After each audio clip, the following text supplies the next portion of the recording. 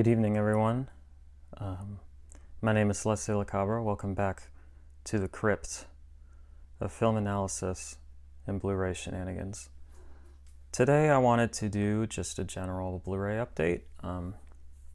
Stuff is always coming in, and I want to talk about it with you all. So first, my girlfriend and I went to Second and Charles for their buy two, get two free sale.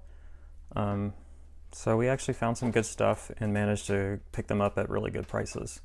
So first is the Criterion Blu-ray edition of La Haine, I think is how it's pronounced. I know this is supposed to be like really amazing and probably really intense. I haven't seen it yet, but I'm really excited to get to it. So, everything here ended up being like $9. So $9 for that is pretty great. Next, I found this 4K copy of Rian Johnson's Knives Out with the slipcover on it. I am a fan of the Rian Johnson films that I've seen. I really liked Brick. I'm trying to think if there's any others. Didn't he do that Star Wars movie that I thought was okay? Anyway, this is like one of the most popular films on Letterboxd, and I still haven't seen it. And yeah, I thought this would probably be the best way to see it. Next, I was really excited to actually find a Severin title in like a big box store. It's called Folgi for Fake, kind of a riff on F for Fake, the Orson Welles pseudo-documentary thing. Except it's sort of in that style, I think, but it's about Lucio Fulci, the Italian cult horror director. Yeah, I wanted to check that out too. Next is Little Miss Sunshine, just a standard Blu-ray, but it's in great condition. This is one I've been meaning to rewatch for some time now. I remember watching it a really long time ago and really connecting with it, both like intellectually and emotionally. Yeah, I remember Steve Carell and Paul Dano giving like really incredible performances, but I also see that Toni Collette is in this, who is amazing. So I'm excited to revisit this and catch her performance and see how it holds up on the rewatch. Next is a Amazon deal. This Omen Scream Factory box. So like a month ago, I think it went on sale for like $24, and I hesitated and it sold out, and I was bummed about that because I think a lot of these are now owned by Disney, and very likely, I feel like there's a good chance they're going out of print. You know, I feel like when they do these huge blowout deals, it's because they're clearing whatever stock they have left.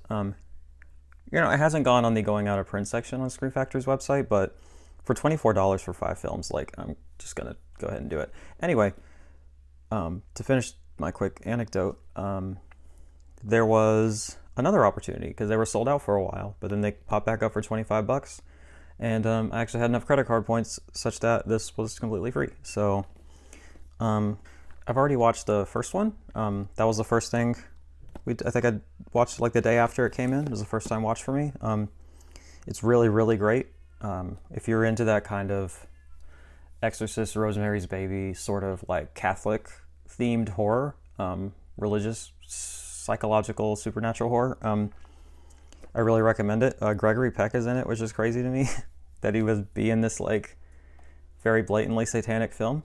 It's way more like fucking insane than I thought it would be. Like there's really spectacular and graphic death scenes in it, and the score is just amazing. So yeah, check out The Omen if you haven't seen it. I will be watching the rest of these, but I've heard that they definitely have diminishing returns, so we'll have to see about that. Next is the Target buy two get one free sale that was going on. I elected to do Target's instead of Amazon. Target's deal was applying to everything as opposed to just random items that was being like cycled in and out. And also the way the filter system that Amazon has on their deal, like it used to be really great. You could just filter Blu-ray, you could sort from price, high to low, low to high, all that kind of stuff. And now it's like nothing. You just kind of have to scroll and the same titles show up over and over. I don't know if anybody else has experienced this, but it's like a nightmare. So I'd rather just go to Target, get my 5% off with my Target Red card, and like pick literally whatever I want that they have. That exceptionally long preamble is just to say that I got 3 titles. The The first being Saving Private Ryan on 4K. I understand that this is perhaps a bit, maybe jingoistic isn't the right word, but it kind of plays to the myth of American exceptionalism a little bit. But from a filmmaking standpoint, it really is astonishing, and I really wanted to see this transfer, like the visuals and especially the audio. Like the audio track on this has got to be insane. Yeah, it hasn't gone. I've had my eye on it for a while, and it hasn't gone down in price like at all. So I went ahead and scooped it now. There's the first one. The second one is the 4K of The Green Mile. I didn't really realize this until my girlfriend pointed it out, but that's 2 Tom Hanks movies. This one I know gets accused of being overly sentimental or perhaps some problematic racial aspects to it. It's hard to talk about this without talking about The Shawshank Redemption, seeing as to me they're 2 sides of the same coin. Like you got your Frank Darabont, Stephen King prison dramas from the 90s. Like they're very similar. I think I like this one a little bit better. Criticisms aside, I'd have to say that this is like one of my all-time favorite films. I think it is just so spectacular in just storytelling and performance. Like this and Shawshank, I feel like, are just so gripping, like incredible films that you can just put on and be enraptured from start to finish. There's some really beautiful and heartbreaking scenes in this. I think it has some interesting things to say about racial inequality and capital punishment in particular, criminal justice. Yeah, I don't know, maybe it's time for another rewatch. I watched it kind of recently, but I'm excited because I know this just came out and it's supposed to look pretty amazing. I got it with the slipcover, which is fun.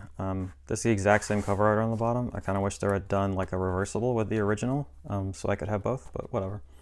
And the third thing I got was this MVD visual release of Richard Elfman's The Forbidden Zone.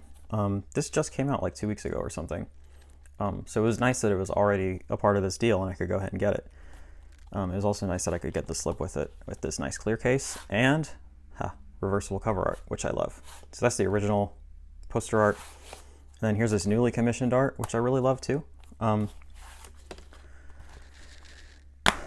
So I'd seen this a long time ago. It was like I think it was my ex-girlfriend's favorite movie, and she was like telling me about it. I was like, don't judge me, I know it's terrible. And they watched it and I actually thought it was really great. That was the original cut with the black and white and the blackface scenes. Perhaps unfortunate, definitely unfortunate added in. Before I talk about that, I went ahead and pulled out the poster that it comes with. I'll probably hang that up somewhere, maybe, we'll see. Anyway, this is the new director's cut. So it's been entirely colorized, actually recently, like digitally. And he changed what he could of the blackface that's in it because it's actually inherent to some of the animation, to clown face makeup. And Richard Elfman claims that he never wanted it to go out like that. Like it was just a starting idea, and by the time he decided he didn't want it, he couldn't fix it anymore. A lot of people don't believe him. They say that he's like bowing to political correctness or whatever. I don't really care either way because it was the right decision and I'm glad he took it out. I will say I kind of wish that the original was on here just because I enjoy it a lot in black and white, just because I love black and white photography so much. He said something in the special features that like this is a cartoon, or in the director's intro, he's like, this is basically a live action cartoon. It was always meant to be in color. We just couldn't afford it. And I totally understand that, but it also kind of plays like those really old black and white Disney shorts or something, but like a really fucked up, hypersexual, transgressive version of it. So I actually popped this in the day I got it because I was actually really excited to see this new restoration and the new color print and to see how well it holds up, because I remember liking it, but I also remember it being pretty offensive. And it is, but I think it is in a way that like John Waters is offensive. Like it's very subversive and transgressive. Richard Elfman is Jewish, and his co-writer, oh gosh, I forgot his name. I can't find his name on it, but he co-wrote it, and he plays the brother and sister, the two gay ones, the trans woman and the gay man who is also a chicken. That will make a little more sense if you watch it, but not really. Yeah, there's a lot of like really intense homophobia and transphobia all over it, but the person there is definitely gay. Like it's definitely coming from a place of that is a joke for queer people, like by queer people. It's not somebody from the outside just gawking and laughing and being cruel or anything like that. I don't want to talk too much about it because you should just see it, but I think it's really great. Okay, next, Deep Discount was doing like a 15% off promotion, and then also like a bunch of their imprint titles randomly went down to like $11, which is wild. Because those things are imports and they're the limited editions and they are like $30 before shipping usually. So I went through and looked at them, and in an attempt to not blind buy a bunch of shit, like I actually looked some of them up, and a lot of them don't look like they're very good or like they're my thing or anything. But this one, Drugstore Cowboy, starring Matt Dillon, by Gus Van Sant, who I'm a big fan of, is supposed to be really good. I haven't seen it. I've definitely heard of it, but there's no American Blu-ray release for this, and this is a really nice edition. So for $11, I had to go and get that. And then I guess a kind of funny, unfortunate story. So Deep Discount does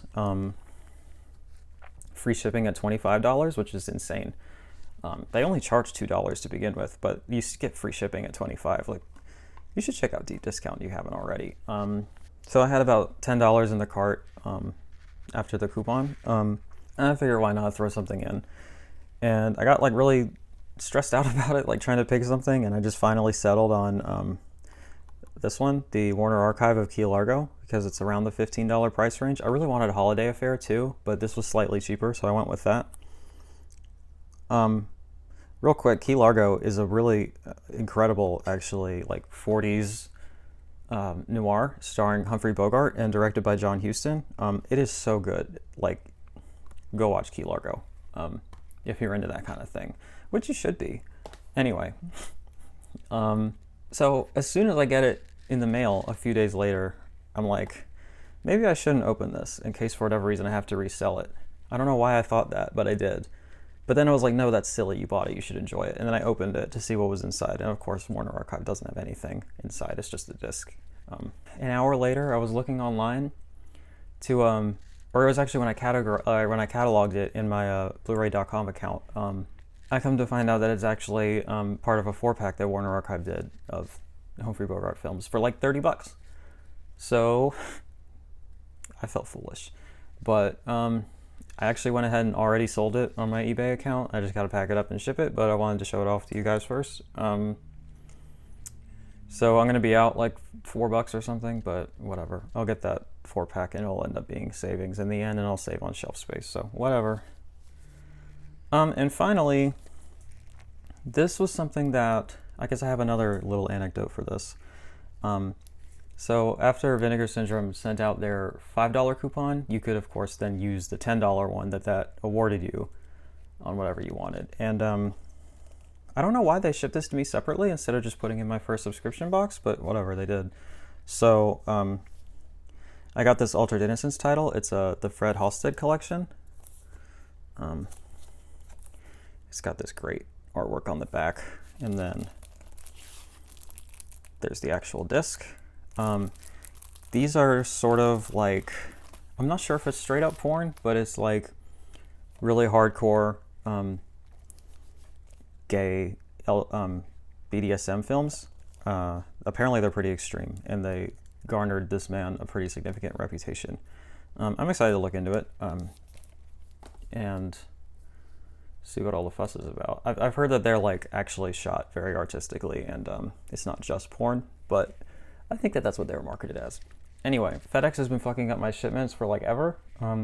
They always give it to like my neighbor, not even my next door neighbor, like a neighbor, but it's the same one every time.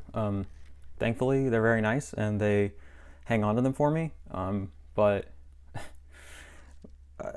it showed up like a week ago, and this time they didn't even text me to say that there was a delivery. So I was like, well, that just might be long gone. Thankfully he had it, and thankfully he didn't open it and find fucking depraved BDSM pornography on Blu-ray.